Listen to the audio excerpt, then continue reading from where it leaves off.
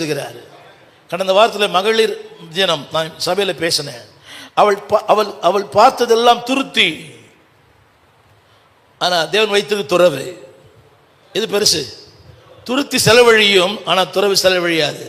சொல்லுங்க, மனுஷன் கொடுத்தா துருத்தி, தேவன் கொடுத்தா துறவு. கைகளை தட்டி ஆமென் சொல்லுவீங்களா? See, that is a hidden treasury that God has kept us.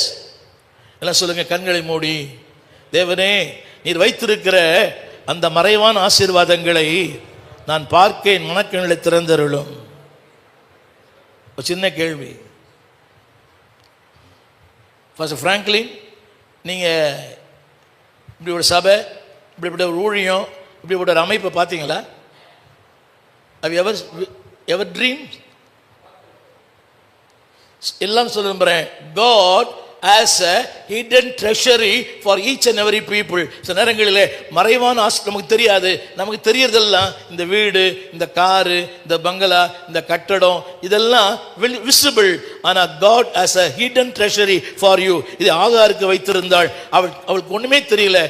உங்களுக்கு நீங்க பிரசங்கம் பண்ணியிருப்பீங்க, இங்கே அழுகிற வனாந்தரத்தில் அழுகிறாள், வானத்தில் சத்தம் வருது. ராமன் சொல்ல மாட்டீங்களா? வனாந்தரத்தில் அழறா, ஆனால் வான சத்தம் வருது. சொல்லுங்க, வனாந்தரத்தில் அழுவேன், ஆனால் வானத்திலும் சத்தம் வரும்.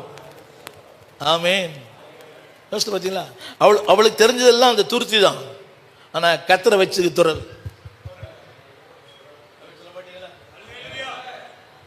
இப்பொழுது உங்களுக்கு இன்னொன்று சொல்ல விரும்புகிறேன். உங்களால் எதை செய்ய முடியுமோ நீங்கள் செய்யுங்கள், முடியாதவற்றை கத்தர் பார்த்துக் கொள்ளுவார். தண்ணீர் திராட்சரசமாக முடியாது, ஆனால் தண்ணிக்குள்ள தண்ணி ஊத்துறது முடியும். புரிய முடியல? do the possible, you will do the impossible. நம்புறீங்களா? உங்களால் என்ன முடியுமா பண்ணுங்க பிரதர், முடியாத அவர் பார்த்துப்பார்.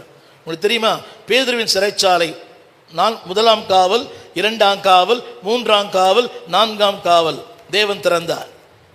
நான் சமீபத்தில் போலந்து என்ற தேசத்துக்கு போயிருந்தேன். தேர் Hitler was killed more than 20 million people. Hitler கொலை செய்த அந்த இடத்துக்கு போயிருந்தோம். ஆல்ஸ்விட்ச் என்ற இடம் போலண்டில், ரஷ்யா ஆதிக்கத்தில். பூமிக்கடியிலிருந்து ஏறக்குறைய ஒரு 500-600 அடி இருக்குது.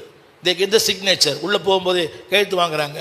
அங்கே மூச்சுத்தனம் ஏற்பட்டு நான் மரித்து போனால் நான் பொறுப்பாளி வாங்குறாங்க. அது உள்ளே போனேன். ஒரு கதவுனுடைய அந்த சாவி இவ்வளோ பெருசாக இருக்குதுயா. ஒரு கதவுடைய சாவி இவ்வளோ பெருசாக இருக்குது. த கீ இவ்வளோ சைஸ் இருக்குது. அதில் நம்பர் 1 திறக்கிறான், நம்பர் 2 திறக்கிறான், நம்பர் 3 திறக்கிறான், நம்பர் 4 திறக்கிறான். யோசிச்சு பாருங்க, அதெல்லாம் திறந்த கர்த்தர், ஆனால் மரியாதை விட்டு கதவை மட்டும் அவனை தட சொல்றாரு.